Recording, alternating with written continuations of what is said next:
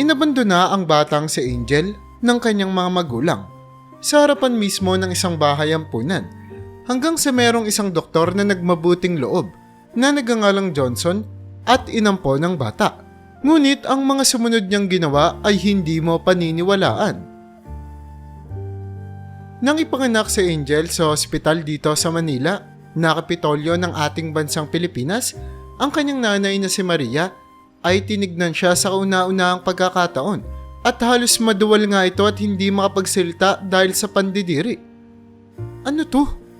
Sigaw ni Rose sa mga medical staff na naroroon. Dahil nakita ng mga nurse kung paanong mandiri si Rose sa sarili niyang anak, ay agad nilang inilayo ang bata sa bisig nito. Pinaliwanag naman nila kay Rose na ang kanyang anak ay pinanganak na merong kondisyon na tinatawag na encephalocytes. Ito ay isang rare brain hernia at neural tube defect. At ang mga kondisyon na ito ang dahilan kung bakit may kakaibang itsura ang kanyang anak na babae. Sinubukan naman ng mga doktor na pag-aanin ang kalooban ni Maria at sinasabi nila na ang abnormal na tumutubo sa mukha ng bata ay posible namang mawala o maalis sa pamamagitan ng isang surgery kapag tumungtong na ito sa tamang edad. Ngunit halata sa ekspresyon ng mukha ni Rose na hindi niya na pinaniniwalaan pa ang mga salitang lumalabas sa bibig ng mga doktor na ito at wala siyang pinapakinggan sa kanilang mga eksplanasyon. At habang sinusubukan niya pang intindihin kung ano nga ba ang nangyayari, doon lamang pumasok ang kanyang asawa na si Enrique sa loob ng kwarto. Napakalaki ng ngiti nito. Kitang-kita sa mukha niya ang pagka-excited at ang gigil na nararamdaman niya. Gustong-gusto niya nang makita ang kanyang bagong silang na anak. Ngunit pagkapasok niya pa lamang ng kwarto ay agad nang naramdaman ni Enrique na may mali sa nangyayari. Naabutan niya kasi ang malungkot na ekspresyon ng asawa niya. May problema ba? Tanong ni Enrique habang nakatingin sa kanyang asawa. Hindi naman agad sumagot si Rose sa kanya. Sa halip ay itinuro niya lamang ang kinalalagyan ng batang kapapanganak niya pa lamang, na kung saan sa isang crib siya inilagay ng mga nurse na nagpanganak sa babae. Kaya naman, mabilis na nakaramdam si Enrique. Agad siyang pumunta sa kinaroroonan ng kanyang sanggol na anak. At nang yumuko siya upang tignan ang mukha nito, agad din niyang iniwas ang kanyang tingin. Sobrang pagkagulat ang nararamdaman ni Enrique na halos hindi nga kaya itong ipaliwanag ng mga salita. At hindi na nga siya nagbanggit pa ng kahit na isang salita pagkatapos nun. Galit at puno ng kalituhan ang kanyang nararamdaman, kaya agad siyang lumabas ng silid. 3 araw ang nakalipas, bumalik si Enrique sa ospital, kasama ang kanyang asawa at sanggol. Binalot nila ang sanggol sa kumot at inilagay sa isang basket. Pagkatapos ay kinuha nila ang sanggol, papasok sa kanilang maliit na sasakyan. Gabi na noon.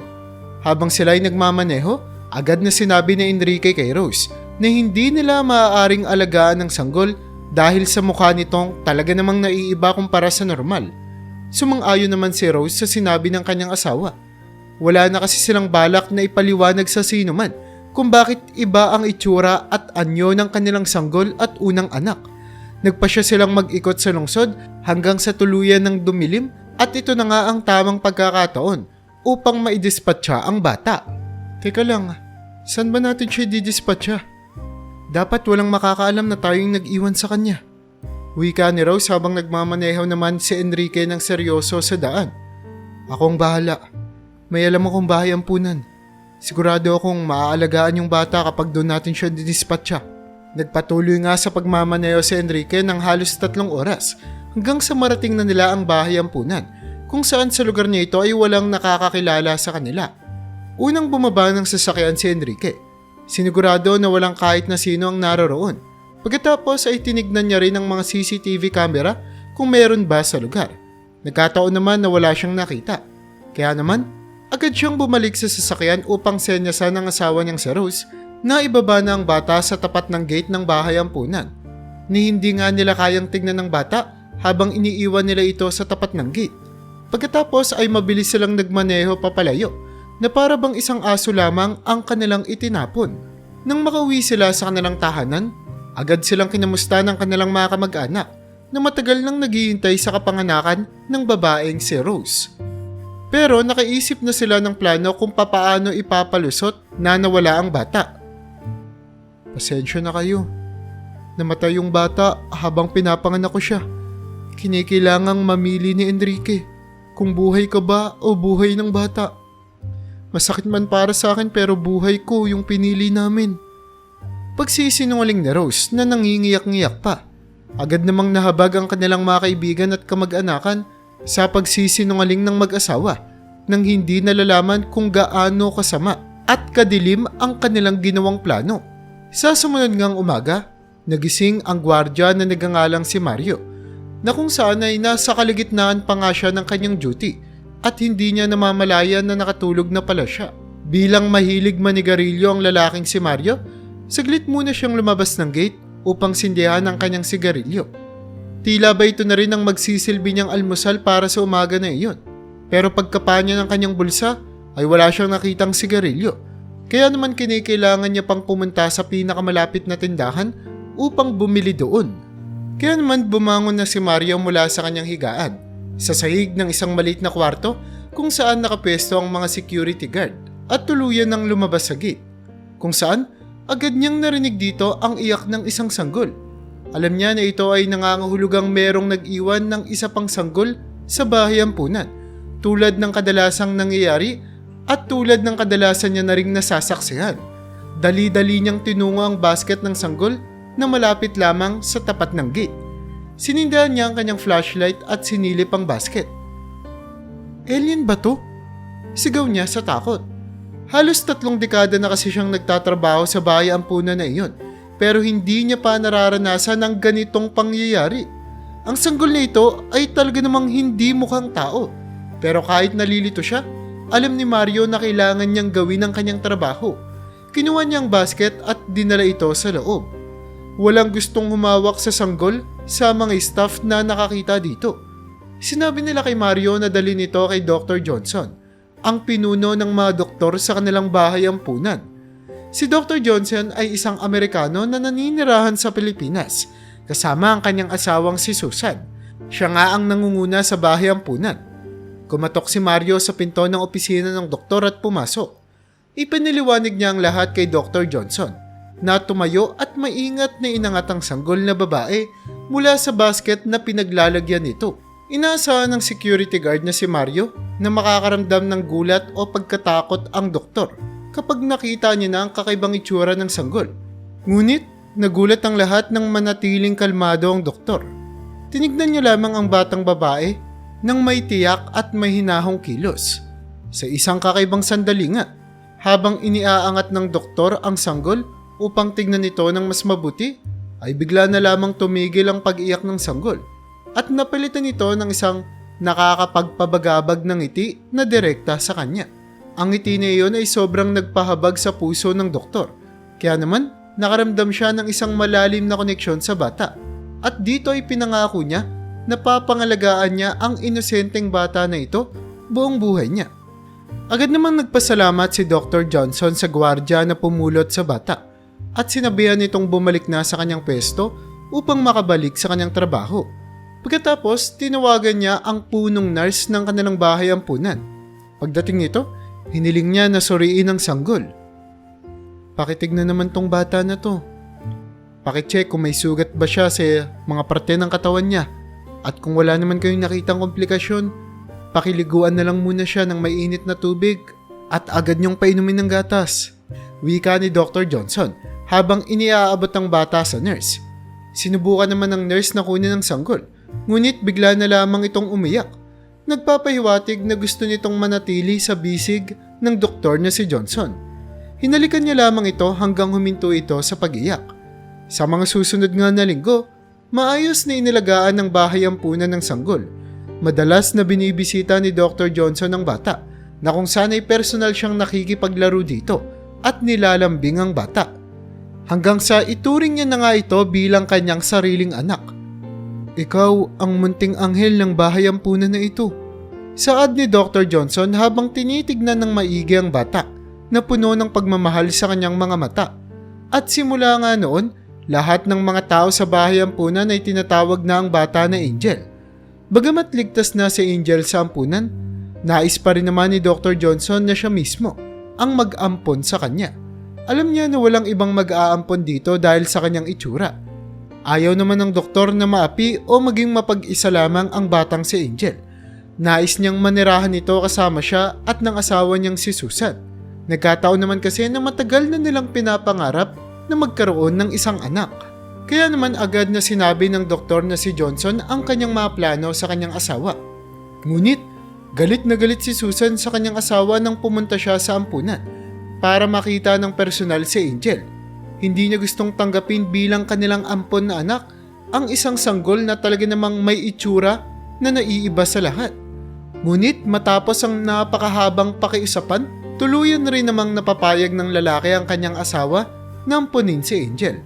Dahil sa kanyang posisyon, mas madali para kay Johnson ang legal na proseso ng pag-aampon. At sa loob lamang ng ilang linggo, opisyal nang naging bahagi ng kanilang pamilya ang batang si Angel. Dinala ni Johnson si Angel sa kanilang bahay at agad din naman siyang naging mahalagang bahagi ng kanilang pamilya. Hindi nagtagal, minahal na rin naman ni Susan ang bata kahit na iba ang kanyang itsura. Itinrato nila si Angel na parang kanilang tunay na anak, binibigyan ng maraming pagmamahal at pangangalaga. Habang lumalaki si Angel, nagkaroon na rin naman siya ng isang malalim na koneksyon sa kanyang mga magulang na nag-ampon sa kanya. Ngunit may isang problema. At ito ay ang hernia ni Angel o ang isang malaking bukol sa kanyang muka at ilong na naging sanhi ng malaking abala sa kanyang buhay. Nahihirapan siyang matulog, huminga at maglaro tulad ng ibang mga normal na bata. Kailangan niyang palaging i-adjust ang kanyang bukol para makakita ng maayos. At nang magsimula na nga si Angel sa pag-aaral niya, siya ay naging biktima ng pang-aapi at bullying sa kanilang paaralan.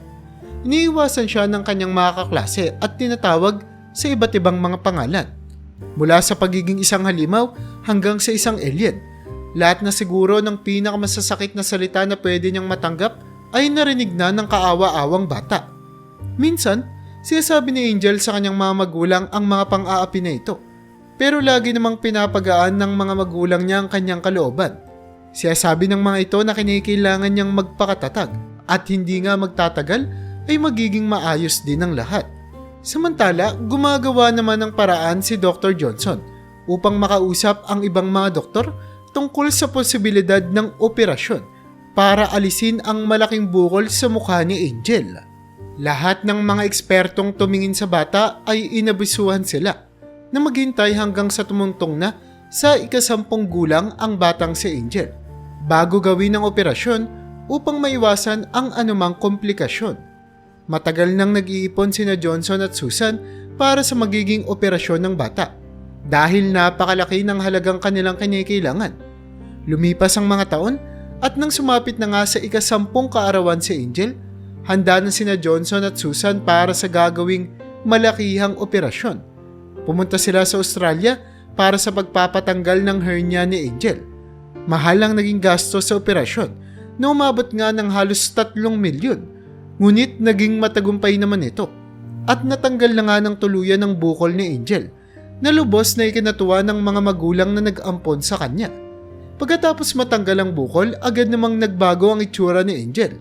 Nakalabas na siya ng hospital 3 araw matapos ang operasyon. Pagdating sa bahay, tumingin muna siya sa salamin ng pader. Nakatayo siya sa harap ng salamin ng matagal. Hinahawakan ng kanyang mukha na para bang hindi siya makapaniwala sa nakikita niyang refleksyon ng kanyang sarili. Nakatayo lamang sina Johnson at Susan sa likod ni Angel habang tinititigan ng bata ng maigi ang kanyang mukha. Napuno ng kasiyahan dahil sa wakas ay nagkaroon na siya ng panibagong itsura at kung tutusin ay meron na rin siyang isang bagong buhay na talaga namang nagpapasaya sa mag-asawang Susan at Johnson. At nang tumigil na nga si Angel sa pagtitig niya sa salamin, dali-dali siyang lumapit sa kanyang mga magulang na nag-ampon sa kanya at niyakap sila ng mahigpit. Umiyak ang bata ng walang katapusan. Hindi ko po alam kung paano ko po kayo papasalamatan, Mama, Papa. Hindi niyo naman po ako kailangang ampunin pero ginawa niyo po ang lahat ng makakaya niyo para ibigay po yung buhay na gusto ko. Maraming salamat po sa inyo. Saad ng bata na puno ng pagmamahal at pagmamalasakit sa kanyang mga magulang. Hindi naman maiwasan ng mga magulang niya na si Johnson at Susan na maiyak rin dahil sa makabagdamdaming sitwasyon na kanilang kinalalagyan. At pagkatapos nga ng operasyon ng pagtatanggal ng bukol sa mukha ni Angel, naging matagumpay siya sa buhay. Lagi kasi siyang merong mataas na marka sa paaralan at nagpatuloy din siya sa pag-aaral ng medisina upang maging isang matagumpay na doktor. Matagal nang pinapangarap ni Angel ang maging doktor at ito nga ang pinili niyang kurso upang makatulong din siya sa ibang mga tao na nangangailangan katulad niya. Dahil sa determinasyon ng pagsusumikap ni Angel, nakapagtapos siya bilang isa sa pinakamagaling sa kanyang klase at nakakuha ng isang kahanga-hangang trabaho sa isa sa pinakamalaking hospital dito sa Pilipinas. Kasama sa trabaho niya ang napakalaking sahod na kanyang natatanggap. Nakakuha nga rin siya ng isang opisyal na sasakyan, bahay at marami pang ibang mga benepisyo. Napuno naman ng galak ang mag-asawang Johnson at Susan para sa kanilang munting anghel. Halos 15 taon matapos ang matagumpay na operasyon, bumalik si Angel sa kanilang bahay upang magbagong taon. Tulad ng dati, kasama ang mga magulang niyang nag-ampon sa kanya. Ngunit habang siya ay pumapasok sa bahay noong bisperas na ng bagong taon, nanlaki ang mga mata ni Angel nang makita ang isang mag-asawa sa kanilang bahay. Nakikipag-usap ito kasama ang kanyang mga magulang na nag-ampon sa kanya. Sino sila? At anong ginagawa nila dito? Bakit parang seryoso yung pag-uusap nila? Pagtatakang tanong ni Angel. Matagal-tagal na rin kasing panahon simula yung nakakauwi siya sa bahay na ito dahil meron na siyang sariling bahay at binibisita niya na lamang ang kanyang mga magulang kapag merong espesyal na okasyon. Pero talaga namang walang nag-aakala sa sumunod na ginawa ng doktor na si Johnson. Sa pagpasok kasi ni Angel sa sala, agad siyang tinawag ng kanyang tatay na si Johnson. Angel, gusto kong kilalanin mo ang iyong tunay na mga magulang. Sila si Enrique at Rose. Pumunta sila dito para makilala ka at pwede ka rin namang sumama sa kanila kung gusto mo. Ngayon nga ay nakaharap na si Angel sa kanyang tunay na mga magulang na nag-abandona sa kanya. Pareho namang ngumiti ang mag-asawa sa kanya. At kahit hindi pa sila nagsasalita, naramdaman niya sa kanyang puso na ang mag-asawang iyon ang kanyang tunay na mga magulang dahil napakalaki ng pagkakapareho nila.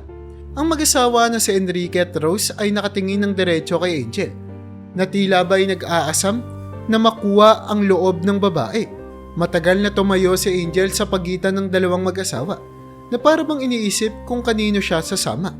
Sa wakas, lumapit siya sa kanyang mga tunay na mga magulang na may luha sa kanyang mga mata. Gusto niyang magsalita, ngunit hindi niya ito magawa. Walang sapat na salita ang makakapagpaliwanag ng kanyang nararamdaman.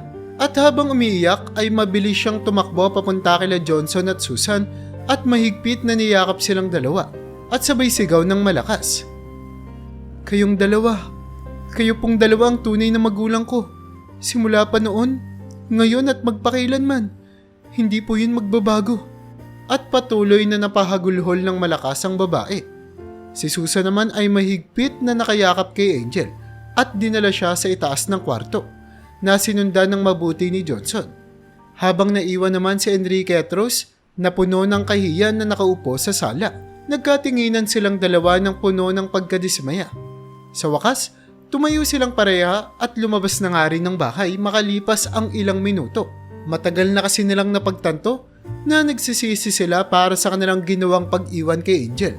Pagkatapos kasi noon ay hindi na sila nabiyayaan pa ng sumunod na anak. Kaya naman ilang taon nilang sinubukan na hanapin si Angel.